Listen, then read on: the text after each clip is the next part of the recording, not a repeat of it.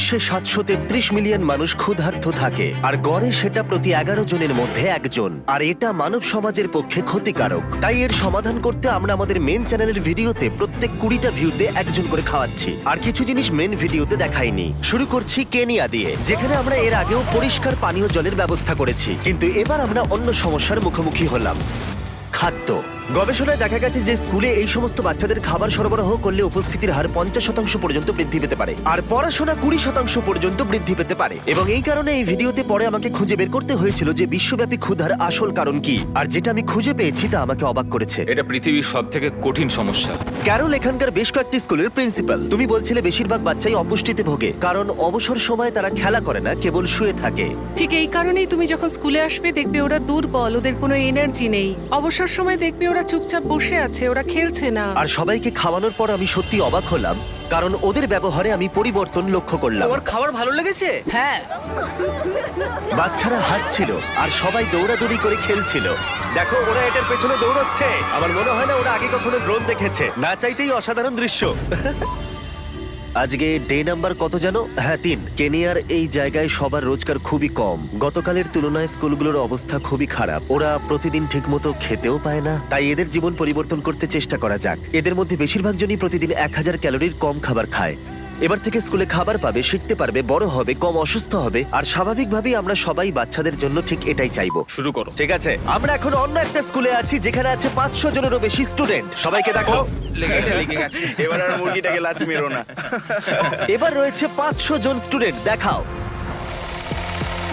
এবং আরো হাজার হাজার মানুষকে খাওয়ানোর পর আমরা তাদের প্রয়োজনীয় সবকিছু দিয়ে তাদের ভবিষ্যৎ সুন্দর করার চেষ্টা করলাম। আর এখান থেকে যাওয়ার আগে বিহাইন্ড দ্য সিন টিম কেনিয়ার অন্যতম সেরা একটা ইউনিভার্সিটিতে গেল, যেখানে আমি কিছু বিজনেস স্টুডেন্টদের সাথে কথা বললাম। বিস্ট ফিলান্থ্রপি ভবিষ্যতে সবাইকে সাহায্য করার জন্য আরো কি করবে? ভবিষ্যতের জন্য আমরা ফেস্টিভ্যাল নামে একটা চকলেট ব্র্যান্ড তৈরি করেছি, আর আমাদের টিম সেটা নিয়ে স্টাডিও করে। কিন্তু আমি দেখলাম আমাদের ফার্মে 16 বছরের নিচে অনেকেই আছে, যেটা মোটেও ভালো নয়। তাই আশা করবো এর দীর্ঘমেয়াদী প্রভাব অনেক শিশু শ্রমিকের সংখ্যা কমাবে, এবং আশা করবো এই প্রচেষ্টা অনেক বাচ্চাদের জীবন সুরক্ষিত করবে।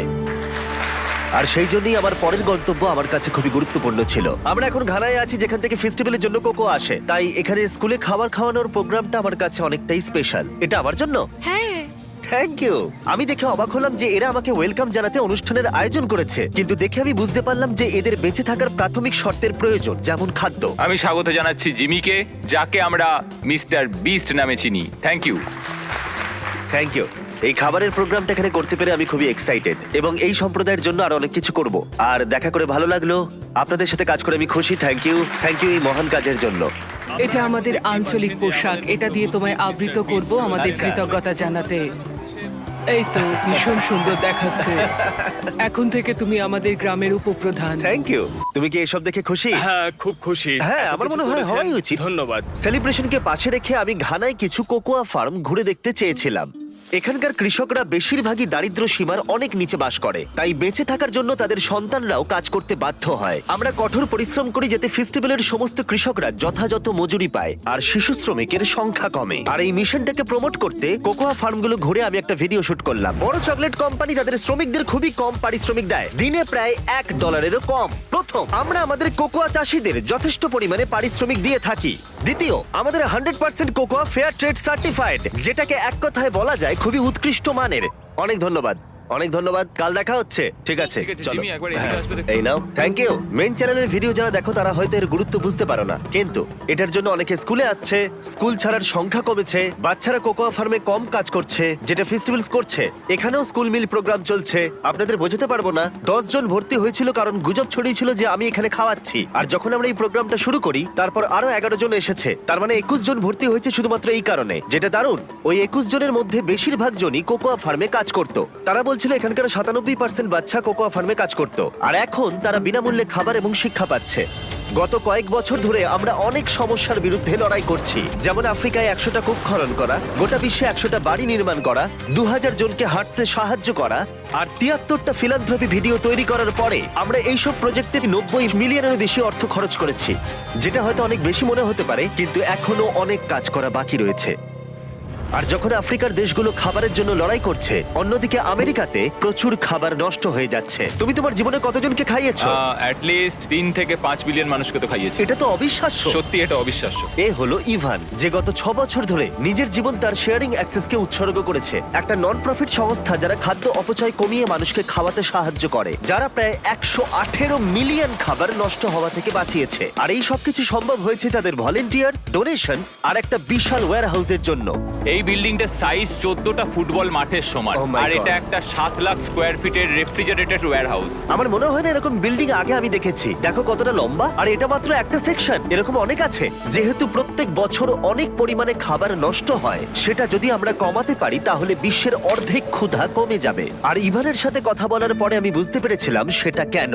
গত বছরে আমরা প্রায় 24 মিলিয়ন পাউন্ডের প্রোডাকশন দিয়েছি এই হাউস থেকে। আর 3 বছর 24 আগে মিলিয়ন এইসব পাউন্ড। জিনিস নষ্ট হতো। হ্যাঁ, আমরা প্রত্যেক বছর 10 মিলিয়ন পাউন্ডেরও বেশি খাবার নষ্ট করি, এবং হ্যাঁ। সেটা করতেও আমাদের প্রায় $1 মিলিয়ন খরচ হয়। এটা পৃথিবীর সবচেয়ে কঠিন সমস্যা। কিন্তু আমাদের একটা অর্গানাইজেশন আছে যারা খাবারটাকে রান্না করে পরিবেশন করে। তুমি যা করছো সত্যি অসাধারণ, কিন্তু এগুলো আর কেউ ভাবছে না কেন? আসলে আমরা এগুলো চোখে দেখেও দেখবার চেষ্টাই করি না। হ্যাঁ। যারা এই খাবারগুলোকে ডাম করে তারা প্রত্যেকদিন এই কাজটা করতেই থাকে, কারণ এটাই তাদের কাজ, এটাই তারা প্রত্যেকদিন করে। এখন আমরা কনসিস্টেন্টলি সেখানে গার্ড দিই এবং আমরা ট্রাকগুলোকে ট্র্যাক করে রাখি। তারা যদি 1 প্লেট খাবারও ফেলে তাদেরকে $100 ফাইন দিতে হবে। আমরা এই করে প্রায় $1.5 মিলিয়ন বেশি নষ্ট হওয়া থেকে বাঁচাতে পারি। শুধুমাত্র আমেরিকাতেই প্রত্যেক বছর প্রায় 113 বিলিয়ন পাউন্ড খাবার নষ্ট হয়, যেটা প্রত্যেক বছর প্রায় 200টা এম্পায়ার স্টেট বিল্ডিং এর অধিবাসীদের খাওয়াবার জন্য যথেষ্ট। আর ইভানের মতো লোকেরা অনবরত এই সংখ্যা কমানোর চেষ্টা করে যাচ্ছে। আজকে আমরা কি করব? তো আমরা আজকে শেয়ারিং অ্যাক্সেস কিভাবে কাজ করে সেটাই ঘুরে দেখব। আমরা আজকে কিছু খাবার নিয়ে আসবো, বাছাই করব, রান্না করব, সেটাকে খাবারে পরিণত করব এবং আছে। সেটা লোকের মধ্যে বিলিয়ে দেবো। আচ্ছা, ইভান তোমাকে প্রত্যেক দিন খাবার এনে দেয় যেগুলো আসলে ফেলে দেওয়া হয়, আর সেগুলোকে দিয়ে তুমি একটা রেসিপি তৈরি করো, আর সেগুলো অভাবী মানুষদের বিতরণ করা হয়। হ্যাঁ, তুমি একদম ঠিক বলেছো। বিনামূল্যে? হ্যাঁ, কিন্তু কেন? আমার অতীতটা খুব একটা ভালো কাটেনি। আমার নিজের কোনো বাড়ি নেই, আমি ড্রাগস আর অ্যালকোহলে অনেকদিন অ্যাডিক্টেড ছিলাম, আর আমি বুঝি এই মানুষগুলোর কষ্ট। আমরা এই ভিডিওটা শুট করার সময় 300 জনের খাবার বানিয়ে ফেললাম, কিন্তু মেন চ্যানেলের ভিডিওতে যত ভিউ বাড়বে, এখানকার শেফরা তত বেশি হাজার হাজার মানুষকে খাওয়াতে পারবে।